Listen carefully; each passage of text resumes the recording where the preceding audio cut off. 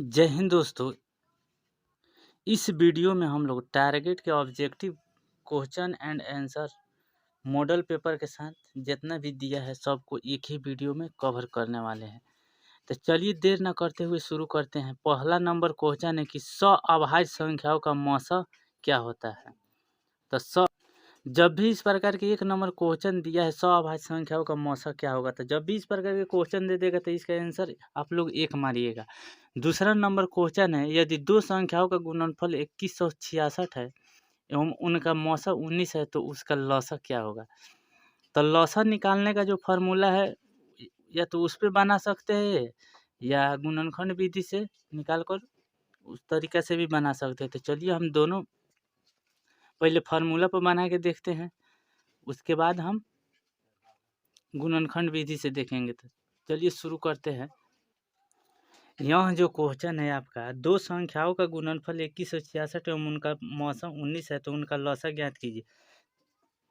तो इसको बनाने के लिए इस फार्मूला का यूज कर सकते हैं। देखिए, दो संख्याओं का गुणनफल बराबर लौसा गुने मौसा, या इसी को पहली संख्या गुने दूसरी संख्या बराबर लौसा गुने मौसा बोलते हैं, या इसी को ए गुने बी बराबर HCF गुने LCM। ये तीनों में से किसी भी फार्मूला का यूज करके उस क्वेश्चन को बनाया जा सकता है। तो चलिए इस लास्ट वाले सूत्र पर क्वेश्चन को बनाते हैं। कह रहा है, यदि दो संख्याओं का गुणनफल दिया है, यानी कि यहाँ दो संख्याओं को गुणनफल के जगह पर रख देंगे कितना 2166 एवं उनका मौसा कितना दिया है 19। मौसा के जगह पर यहाँ रख देंगे 19, तो आपका निकल के क्या आ जाएगा लौसा। तो इसी फार्मूला पर हम ऊपर वाला फार्मूला पर बनाने का प्रयास करेंगे। तो चलिए शुरू करते हैं। दोनों संख्याओं का गुणनफल कितना दिया है 2166, यहाँ पे 2166 लिख देंगे बराबर लौसा का मान बोला है निकालने के लिए, लौसा वहीं रह जाएगा और मौसा हमारा कितना दिया है 19 दिया है, और 19 से क्या करेंगे इसको कटा देंगे। तो 19 से ही कट जाएगा 114 बार में, तो आपका लौसा कितना आ जाएगा 114। लौसा बराबर हो गया 114। आपका दूसरा नंबर क्वेश्चन का आंसर हो गया। यह फार्मूला याद कर लीजिएगा, इस पर 2-3 टाइप से घुमा घुमा के क्वेश्चन पूछते रहता है और इस एक फार्मूला में से 4 गो फार्मूला निकल के आता है। अगर पहली संख्या के पूछेगा तो दूसरी संख्या इस सब के बाटा में चला जाएगा। अगर दूसरी संख्या के फार्मूला पूछेगा अगर पहली पूछेगा तो दूसरी बाटा में जाएगा, दूसरी का पूछेगा तो पहली बाटा में जाएगा। उसी तरह लौसा का फार्मूला निकालना है तो पहली संख्या गुने दूसरी संख्या बाटा में आ जाएगा इधर मौसा। फिर उसी तरह अगर मौसा का फार्मूला हमको निकालना है तो लौसा इधर गुना के रूप में तो इधर आ जाएगा तो बाटा में हो जाएगा। तो यहाँ फार्मूला एगो फार्मूला याद रखिएगा, चारों फार्मूला याद हो जाएगा इसी एक से। 3 नंबर में भी ए और बी दो गो संख्या दिया और उसका लौसा पूछ लिया है। तो जब दो संख्या दे देगा और उसका लौसा पूछेगा तो देखिए लौसा कैसे निकाला जाता है। लौसा का मतलब होता है, तो लौसा का मतलब क्या होता है, इस संख्या में देखेंगे ए बराबर दिया है 2 के पावर 3 और इसमें बी के मान 2 के पावर कितना है 4।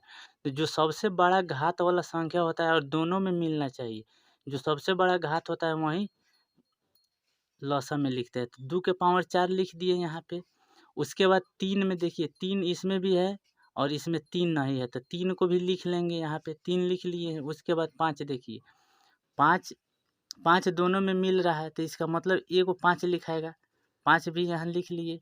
उसके बाद 7 देखिए, 7 दोनों में से एगो संख्या में इसमें मिल रहा है तो इस 7 को भी लिख लेंगे और सभी संख्या क्या करेंगे गुना कर देंगे। 2 के पावर 4 का मतलब 16, 3 लिख दिए, उसके बाद 5, उसके बाद 7, उसके बाद 16, आप 3 5 15 है, उसके बाद 7 उसी तरह उतार दिए। उसके बाद 15 7 105, 105 में जब 16 से गुना करेंगे तो 1680 आएगा।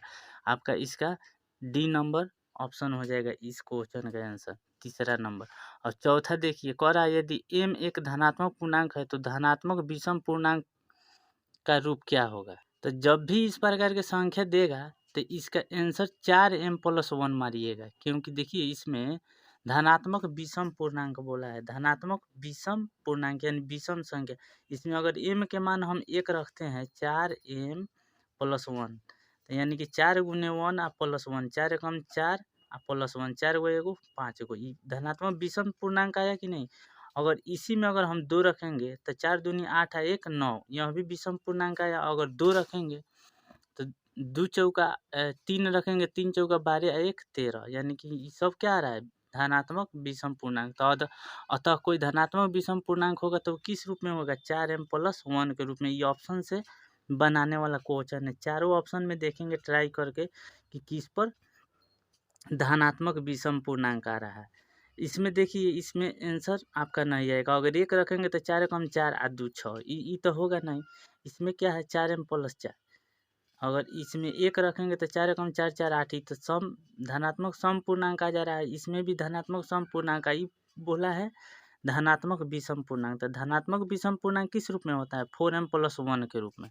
तो यह क्वेश्चन देख लीजिए कैसे बनाए हैं। इसमें ऑप्शन से बनाएंगे इस क्वेश्चन को, मान रखेंगे 1 2 3 इस m के जगह पर। m बोला है कि एक धनात्मक पूर्णांक है। चलिए 4 भी हो गया। 5 नंबर देखिए, कह रहा है निम्नलिखित में कौन सी अभाज्य संख्या है।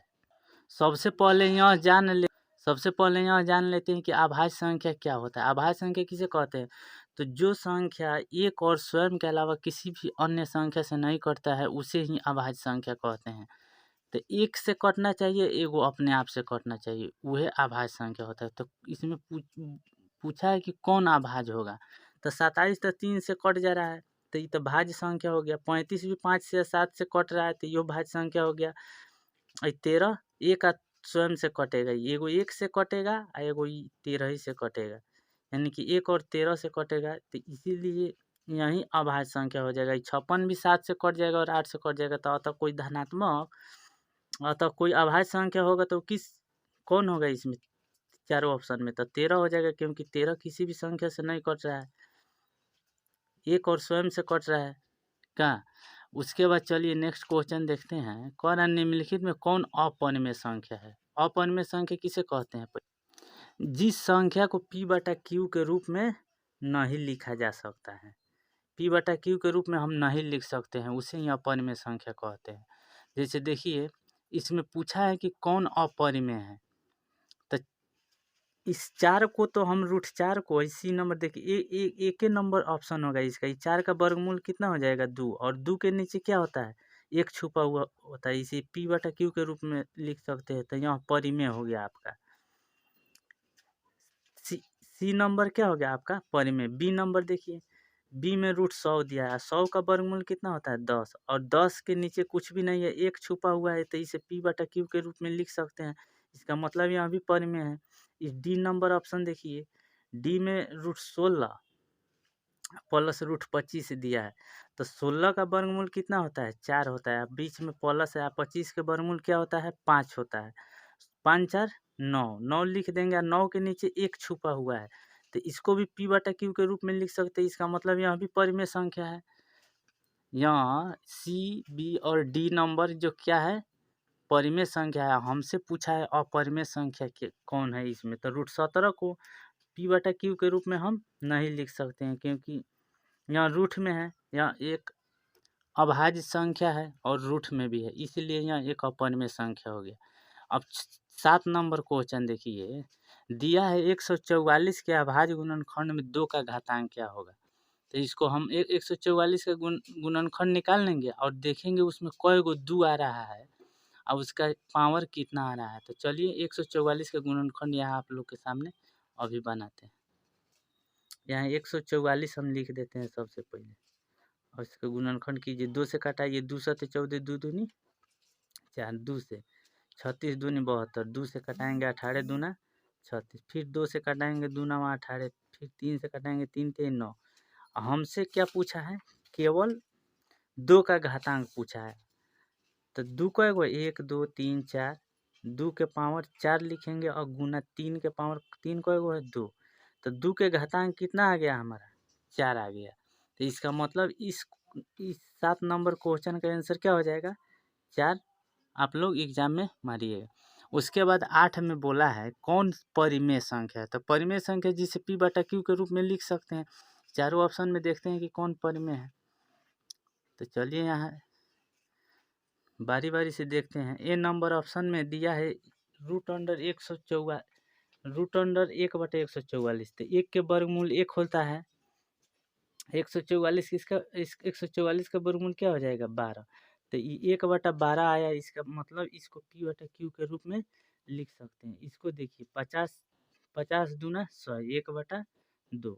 एक का वर्गमूल तो बाहर आ जाएगा लेकिन √2 का वर्गमूल नहीं निकलेगा। तो यही लग रहा है परिमेय बोला है हमसे, परिमेय संख्या। तो 1/12 ये परिमेय संख्या हो गया, ये तो ये अपरिमेय हो गया 1/√2। फिर 16 को 32 को तोड़ेंगे तो 2 गुना 16 यानी कि 16 का वर्गमूल तो 4 हो जाएगा, ये 2 रूठे में रह जाएगा, तो यहाँ भी एक परिमेय संख्या अपरिमेय संख्या हो गया। तो बी नंबर, सी नंबर और डी नंबर ये तीनों क्या है, अपरिमेय है। अगर अतः कोई परिमेय संख्या होगा तो उसे P/Q के रूप में लिख सकते हैं। जैसे यहाँ देखिए 1 का वर्गमूल 1 और 144 का वर्गमूल, जिसका वर्गमूल निकल के रूट से बाहर आ जाएगा वह परिमेय संख्या होगा, जिसे P/Q के रूप में लिख सकते हैं। तो चारों ऑप्शन में ए नंबर आपका सही होगा, परिमेय बोला है तो ए नंबर ऑप्शन हो जाएगा।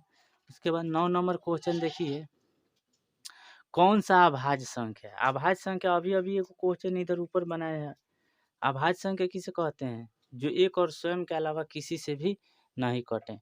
तो 91 तो कट जाएगा, 13 से 91, 13 से और 7 से कट रहा है, तो ये तो भाज्य संख्या हो गई, ये भी नहीं होगा, हमको अभाज्य को चुनना है। 213 को देखेंगे तो ये 2 से नहीं कटेगा, 3 से शायद कट जाएगा, 3 2 5 1 6 6 जब 3 से कट रहा है इसका मतलब है 213 भी 3 से कट जाएगा। 41 है, 41 ही अभाज्य संख्या होगा, क्योंकि 41 किसी भी संख्या से नहीं कटेगा, एगो ये अब 1 से कटेगा, एगो 41 से कटेगा। तो 9 नंबर क्वेश्चन का आंसर आपका क्या हो जाएगा, सी नंबर। उसके बाद डी नंबर भी कट जाएगा आपका, 3 से कटेगा, 5 1 6, जब 6 3 से कट रहा है तो ये 501 भी 3 से कट जाएगा। सभी अंकों को जोड़ के देख लेंगे। उसके बाद 10 नंबर क्वेश्चन देखिए, बोला है कि निम्नलिखित में से किसका दशमलव प्रसार अशांत होगा। शांत अशांत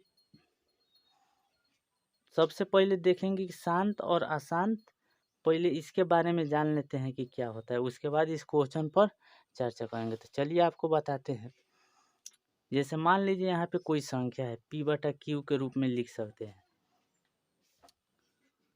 यानी जिस संख्या को P/Q के रूप में लिख सकते हैं तथा Q का अभाज्य गुणनखंड, यहाँ लिख देते हैं, तथा Q का अभाज्य गुणनखंड 2n गुने 5m के रूप का होना चाहिए,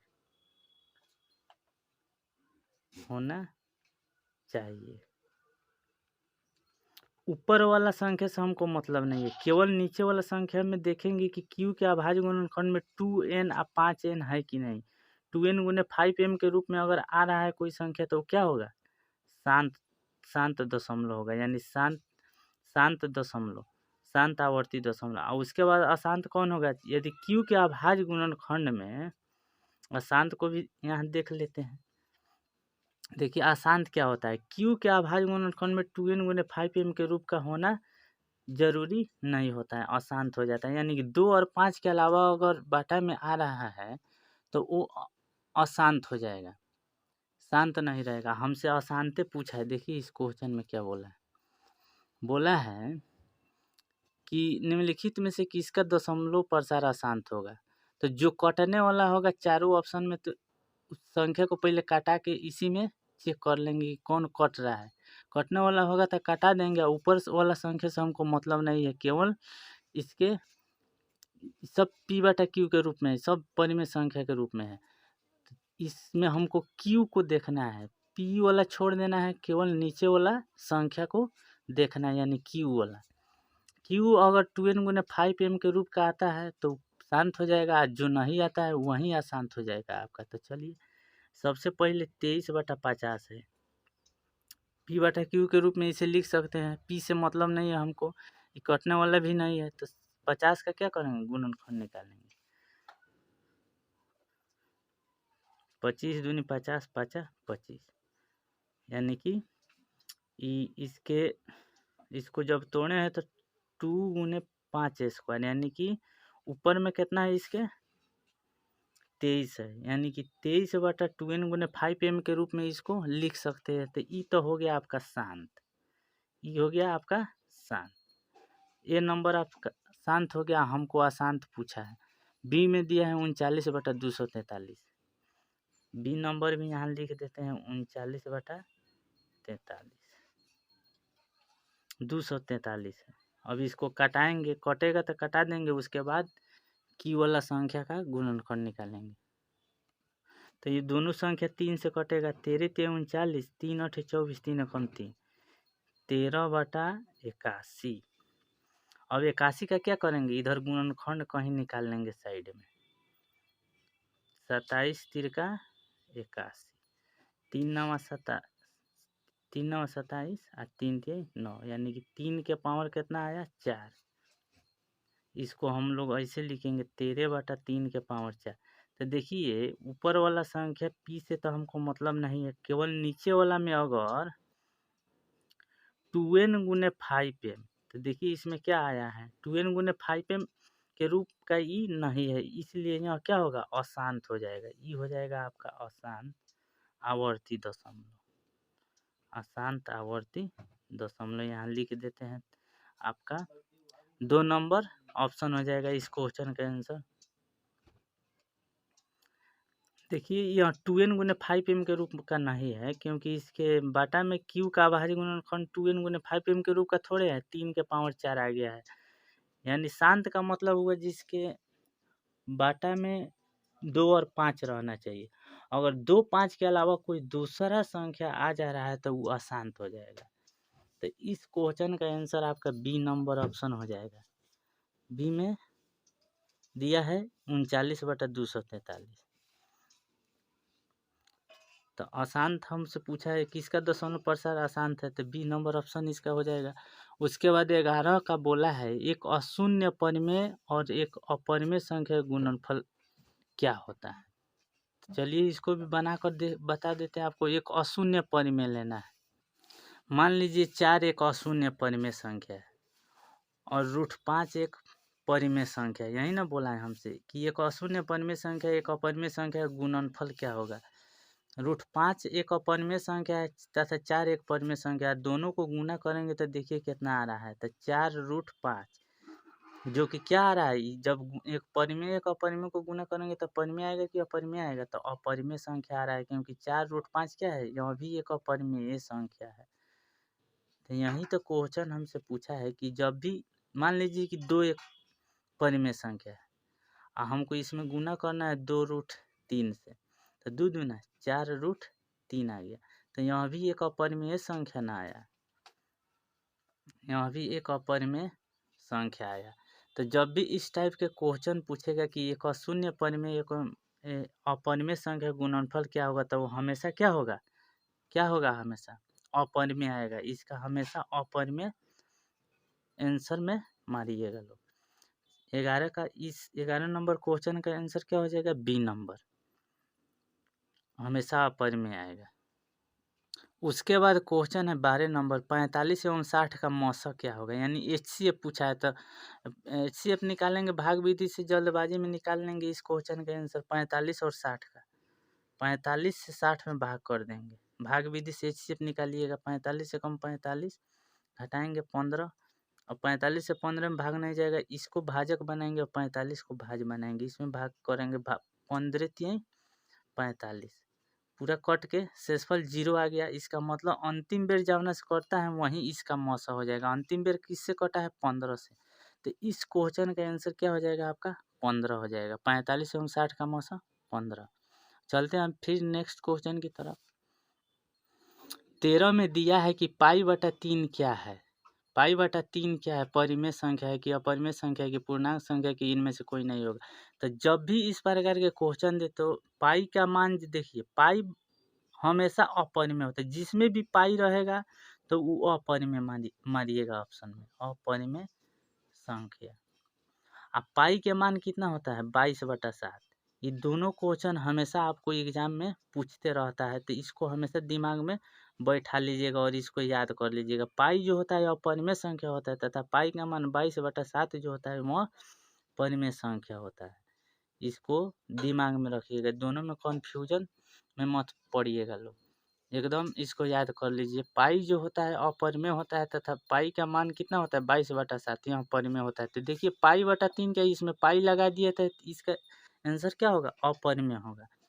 नेक्स्ट क्वेश्चन दिया है, यदि एफ एक्स बराबर x Q minus 5x² plus 2x plus 2, तो F1 का मान क्या होगा।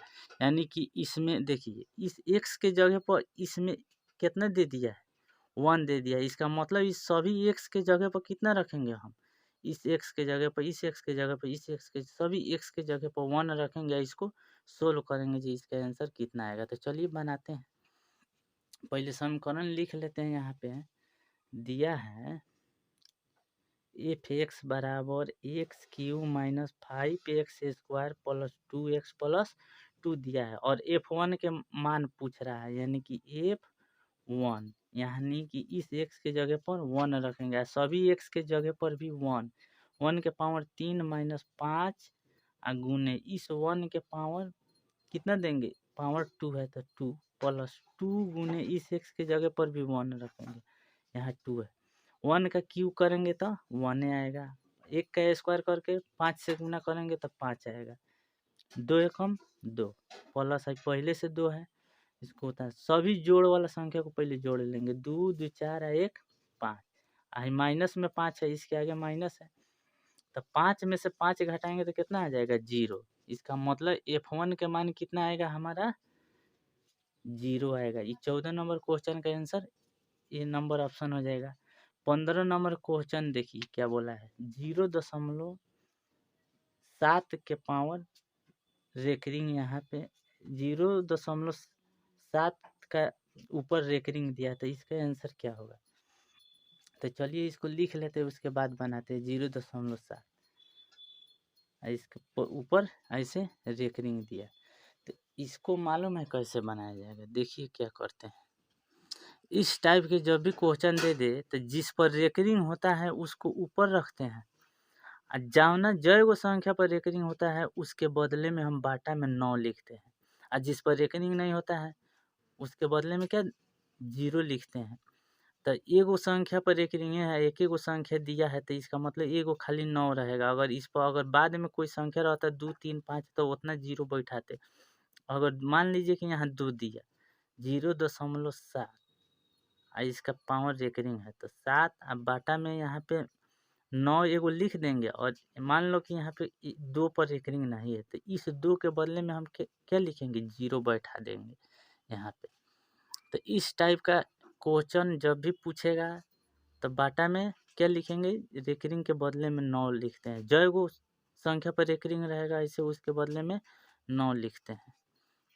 तो इस क्वेश्चन का आंसर क्या हो जाएगा 7/9, 7/9 ये नंबर ऑप्शन हो जाएगा। उसके बाद देखिए 16 नंबर क्वेश्चन है, बहुत इंपॉर्टेंट क्वेश्चन है। चलिए इसको बनाते हैं। 8 के पावर 0 गुने 2 के पावर 0, यहाँ लिख लेते हैं पहले 8 के पावर 0 गुने 2 के पावर 0। जब भी इस टाइप के क्वेश्चन कहीं भी देखने को मिले तो इसका आंसर आप लोग 1 मारिएगा। देखिए क्या होता है, जब भी किसी भी संख्या पर अगर पावर में 0 दे दे तो इसका मतलब 1 होता है। जैसे मान लीजिए कोई संख्या है x के पावर 0 देते, इसका मतलब क्या हो जाएगा 1 हो जाएगा, समझ रहे हैं। उसी तरह 8 के पावर 0 है इसका मतलब 1, उसी प्रकार 2 के पावर 0 है इसका मतलब 1, बीच में गुना है तो गुना लिख देंगे, 1 एकम 1, इसका आंसर क्या हो जाएगा 1 हो जाएगा। तो इस क्वेश्चन का आंसर आप लोग 1 मारिएगा। चलिए नेक्स्ट क्वेश्चन देखते हैं। ए और बी अभाज्य संख्या है तो ए या बी का लॉसा क्या होगा। ए या बी का लॉसा क्या होगा, अगर 2 अभाज्य संख्याओं का लॉसा क्या होता है। देखिए दिया है कि ए और बी अभाज्य संख्या है, दोनों क्या है ए और बी अभाज्य संख्या है। तो ए और बी का लॉसा ज्ञात कीजिए। तो सबसे पहले हम 2 अभाज्य संख्या मान लेते हैं, उसके बाद उसका लॉसा ज्ञात करते हैं कि क्या हो रहा है। मान लीजिए 2 और 3 अभाज्य संख्या है, दोनों अभाज्य संख्या लगातार अभाज्य संख्या है, और इसका लॉसा पूछ रहा है तो क्या करेंगे, दोनों को क्या करेंगे गुना कर देंगे, 2 3 6, यही इसका लॉसा हो गया। कोई भी 2 अभाज्य संख्या ले सकते हैं, जैसे मान लीजिए कि 5 और 7 ये दो गो अभाज्य संख्या है और दोनों का लॉसा पूछेगा तो क्या करेंगे, दोनों का लॉसा थोड़े निकलेगा, दोनों का क्या करेंगे, गुना करके लिख देंगे, 7 5 35, यही इसका लॉसा हो जाएगा। तो जब भी दो अभाज्य संख्या यानी जब भी इस टाइप के अभाज्य संख्याओं का मौसा पूछेगा, दो अभाज्य संख्या दे देगा ए और बी और उसका लॉसा पूछेगा तो हमेशा ये दोनों संख्या क्या करेंगे, गुना कर देंगे, ए से बी में गुना करेंगे, क्या हो जाएगा ए बी।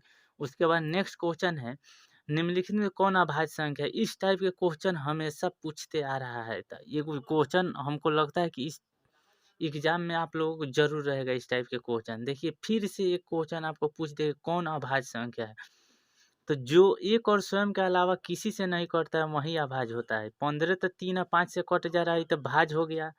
23 किसी भी संख्या से नहीं कटेगा, ये एक से कटेगा, एगो स्वयं से कटेगा, तो अतः कोई अभाज्य संख्या होगा तो कौन होगा, 23 होगा। 12 भी कट जा रहा है 2 से, 3 से और 4 से। 75 भी कट जाएगा 3 से, 5 से और 15 से। तो ये सब कटने वाला संख्या है, 12 75 और 15, तो ये तो भाज्य हो गया। हमसे पूछा है अभाज्य संख्या, तो अभाज्य संख्या कौन हो जाएगा, 23।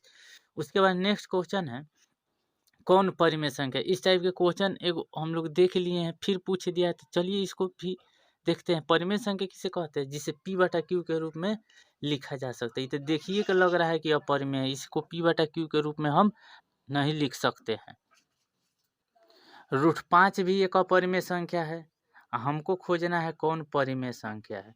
तो ये देखिए √3 से √3 कट जाएगा, खाली आपका 2 आएगा, तो 2/1 इसको P बटा Q के रूप में हम लोग लिख सकते हैं। इसके नीचे एक छुपा हुआ है, तो अतः कोई परिमेय संख्या होगा तो वो कौन होगा।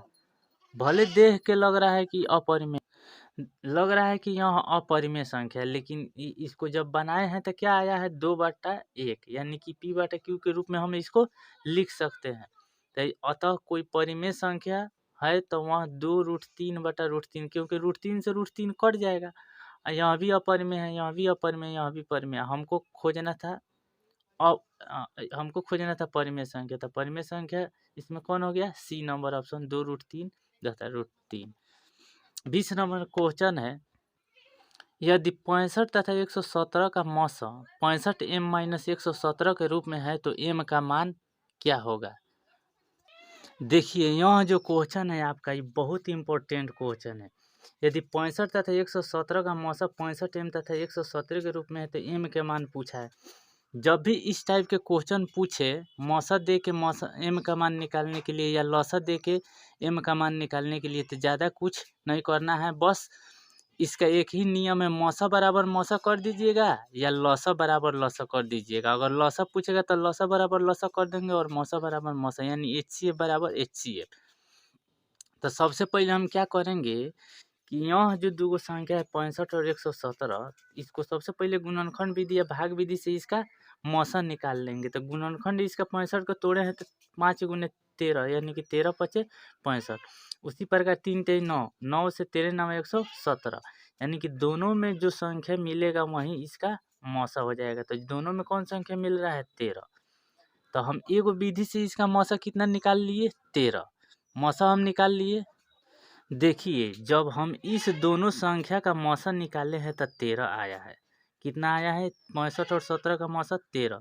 तो एक साइड में हम मौसा की जगह पर 13 लिख देंगे, ठीक है। फिर बराबर है तो बराबर, फिर एगो और मौसा इसमें दिया है। मौसा हमारा कितना दिया है, एगो 65 m - 117। तो इस मौसा को उस मौसा के बराबर हम कर देंगे। कितना दिया है, 65 m - 117। तो चलिए हम 65 m - 17 लिख दिया और इसमें से m के मान हम निकाल लेंगे। यह 17 माइनस में इधर आएगा तो प्लस में हो जाएगा। 13 + 17 बराबर 65 m। अभी दोनों को जोड़ो, 7 3 10, 2 1 3, यानी 30 बराबर 65 m। 65 गुना में है तो इधर आएगा तो बाटा में हो जाएगा। यानी यह जो 65 है यहाँ पे गुना छुपा हुआ है, बराबर की इधर आएगा तो कथी में हो जाएगा, बाटा में, और इधर m लिख देंगे और इसको 5 से कटा देंगे। 5 × 6 = 30 और 13 × 5 = 65, यानी कि m के मान हमारा कितना आ गया, 6/13। 13 × 5 = 65 और 6 × 5 = 30। m के मान कितना आ गया, 6/13। एक सेकेंड, यहाँ पे 65 m - 117 117 दिया है, हम 17 लिख के बना दिए हैं। देखिए 117 है, 117 यहाँ रखेंगे हम। तो ये 117 हो गया। 117 में 13 जोड़ेंगे तो कितना, 7 3 10 2 और 1 3 और 1 1, उसी तरह उतार देंगे। तो ये इसका मतलब यहाँ 130 हो गया। बाटा में 65 आएगा, तो कैसे कटेगा, ये 2 से कटेगा। इसको 2 से कटा देंगे। 65 दूना 130 होता है, यानी कि एम के मान कितना आ गया हमारा, बराबर में 2 रखेंगे। तो चलिए एम के मान कितना आ गया हमारा, 2। इस क्वेश्चन का आंसर कितना हो जाएगा हमारा, इस क्वेश्चन का आंसर 2 आ जाएगा। देखिए कितना आसान तरीका से बना है। सबसे पहले मौसा बराबर मौसा कर देंगे या लौसा बराबर लौसा। जब भी दो गो संख्या दे दे तो हम जानते हैं दो संख्याओं का गुणनफल बराबर क्या होता है, लौसा गुना मौसा। यहाँ दो गो संख्या दिया, इसका लौसा मौसा हम निकाल लिए हैं और उसके बाद पहले से एगो मौसा दिया हुआ है, तो दोनों मौसा को क्या करेंगे, बराबर कर देंगे और इसमें से एम के मान हमारा निकल जाएगा। देखिए अब 21 नंबर क्वेश्चन देखेंगे। कह रहा है 2, 10 और 20 का लौसा और मौसा का अनुपात पूछ रहा है। अनुपात का मतलब बाटा, यानी कि ऐसे। तो 2, 10, 20 का लौसा और मौसा, तो इसको भी इसी तरीका से बनाएंगे। गुणनखंड विधि से निकाल लेंगे। सबसे पहले तीनों का गुणनखंड तोड़ देंगे, उसका लौसा निकाल लेंगे और मौसा निकाल लेंगे। उसके बाद लास्ट में क्या करेंगे, इसका अनुपात निकाल लेंगे। तो चलिए इसका गुणनखंड तोड़ते हैं 2, 10 और 20 का। चलिए गुणनखंड यहाँ निकाल दिए हैं 2, 10, 20 का। इसका देखिए लौसा कौन होता है इसमें, तो लौसा जो तीनों संख्या में मिलेगा, 2 में भी मिलना चाहिए, 10 में भी मिलना चाहिए और 20 में भी मिलना चाहिए। तो 2 एगो मिल रहा है, तीनों में मिल रहा है, तो एगो ई लिख देंगे और जो नहीं मिलता है उसको भी लिख लेते हैं। तो देखिए यहाँ और यहाँ पे 5 भी मिल रहा है, तो 5 को भी लिख लेते हैं। सॉरी, तीनों में मिलना चाहिए। यहाँ जिस तरह दो तीनों में मिल रहा है, उसी तरह 5 भी तीनों में मिलना चाहिए। इसका मतलब यहाँ 5 एगो नहीं लिखेंगे, बल्कि दोनों 5 को लिख लेंगे। नहीं दोनों में मिल रहा है तो एगो 5 लिख लिए और उसके बाद 2 एगो लिख देंगे और उसके बाद 1 भी मिल रहा है, तो गुना करेंगे। 2 दूनी 4, 4 पचे 20। इसका लौसा हमारा 20 आ गया।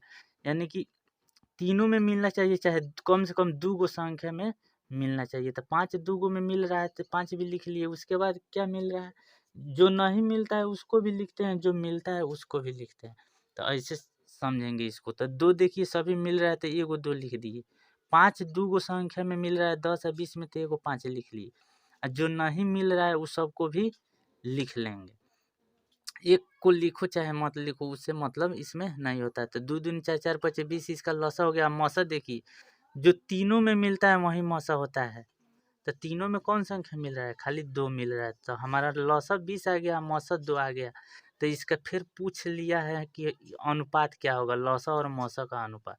तो यहाँ लिख देते हैं लौसा अनुपात मौसा। लौसा की जगह पर कितना रखेंगे, 20, अनुपात मौसा की जगह पर 2 रखेंगे। और इस कटने वाला होगा तो इसको कटा भी सकते हैं। तो 2 से कटाएंगे, 2 एकम 2, 2 दाहें 20, यानी कि 10:1 आपका आंसर आ गया लौसा और मौसा का। इस क्वेश्चन का आंसर क्या आ जाएगा, 10:1। 10:1। ई ना 1:10 मत मार दीजिएगा। इसी तरह माने जल्दबाजी में निकालिएगा, ऑब्जेक्टिव क्वेश्चन है। इस तरह गुणनखंड निकाल के जल्दी जल्दी और उसके बाद इस तरह बना के तब आंसर मारेंगे इसका। तो चलिए अब नेक्स्ट क्वेश्चन देखते हैं।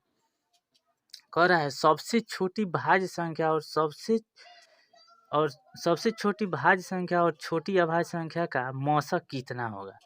तो सबसे पहले यह देखेंगे कि सबसे छोटी भाज्य संख्या क्या होता है। तो सबसे छोटी आपका भाज्य संख्या जो होता है वह 4 होता है।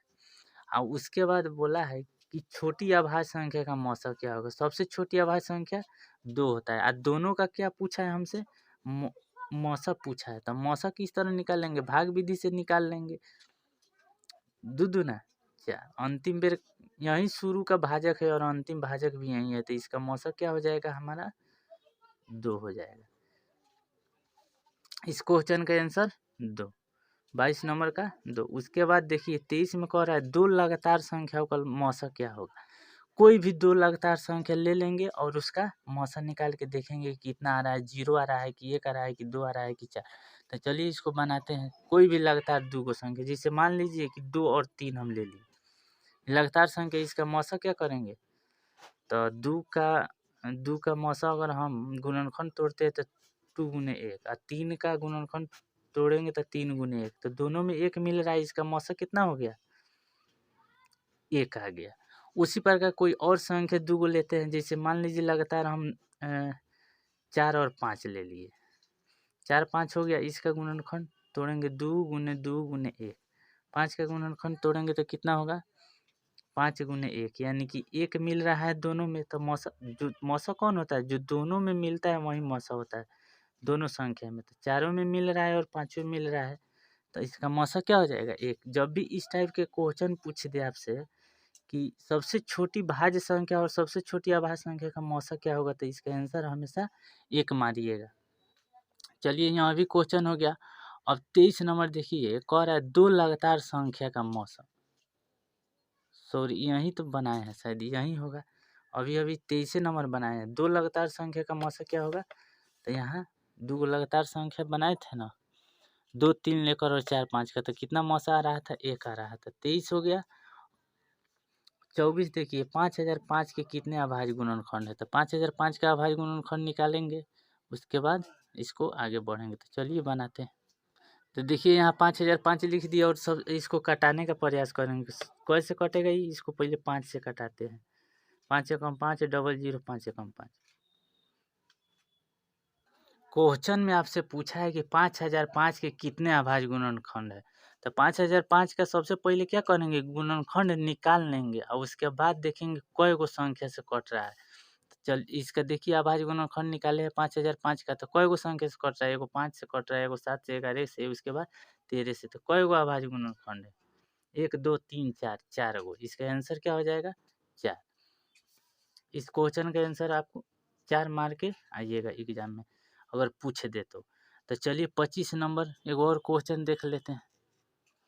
कह रहा है कितने 2 अंकों की संख्या 3 से विभाज्य, कितने 2 अंकों की संख्या 3 से विभाज्य, कई गो ऐसा 2 अंक वाला संख्या है जो 3 से कट जाएगा। तो चलिए इसको बनाते हैं। देखिए कह रहा है कितने 2 अंकों की संख्या, संख्या जो होना चाहिए 2 अंक वाला संख्या होना चाहिए, तो 2 अंकों वाला संख्या सबसे छोटा संख्या कौन है जो 3 से कट जाएगा, तो 9 तो 1 अंक हो गया, उसके बाद 10 2 से कटने वाला है, 11 कौनों से नहीं कटेगा, 12 3 से कट जाएगा, तो सबसे छोटी 2 अंकों की संख्या क्या लिखेंगे, 2। उसके बाद 12 3 15, डिटो डिटो लिखते लिखते 99 तक जाएंगे, यानी कि 2 अंक बोला है, तो शुरू कहाँ से हुए, 12 से लेके 99 के बीच में कई गो ऐसा संख्या है जो 2 से कट जाएगा। तो इसको चलिए इधर लिख के आज समांतर श्रेणी वाला फार्मूला यूज करके बनाते हैं कि कई गो संख्या है जो 3 से कटेगा। 2 अंकों की संख्या देखना है, ये ना जो 3 अंक वाला संख्या 2 अंक के होना चाहिए। तो चलिए लिखते हैं, कहाँ से शुरू करेंगे, 2 अंक की संख्या कहाँ से शुरुआत होती है, जो 3 से कटेगा, तो 12 से 12 15 डिटो डिटो 99 तक, 100 तो 3 अंक हो जाएगा, तो वह अभी 2 से कटने वाला होगा। तो चलिए यहाँ ए बराबर हम कितना लिखेंगे, समांतर श्रेणी की फार्मूला यूज करेंगे, ए बराबर 12 और डी बराबर कितना लिखेंगे, 12 में से 15 गया, 15 में से 12 गया 3, और एनवा पद कितना है लास्ट वाला, ए एन के मान कितना दिया है, 99 दिया है। तो ए एन वाला फार्मूला हम यहाँ लिख देते हैं, चूँकि ए एन बराबर क्या होता है, A plus N minus 1 into D. A N के मान हमारा एनवा पद कितना है, 99, ए कितना है हमारा 12, यानी प्रथम पद 12 है और n माइनस 1, और डी के मान हमारा 3 आया है।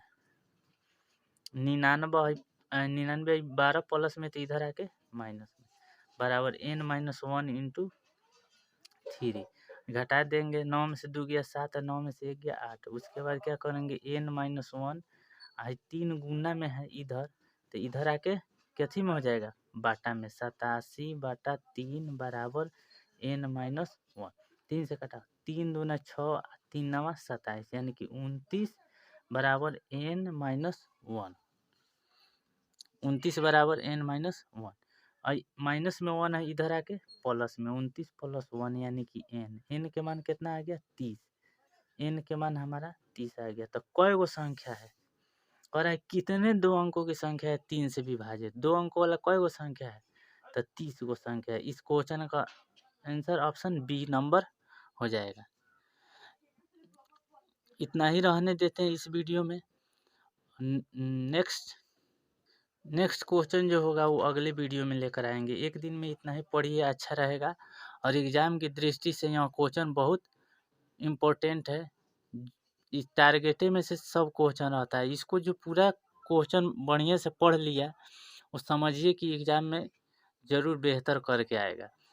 अगर यह वीडियो आपको अच्छी लगी है तो इसको लाइक, शेयर और सब्सक्राइब ज़रूर कर दीजिएगा इस चैनल को। तो चलिए अब रहने देते हैं इतना ही। जय हिंद दोस्तों।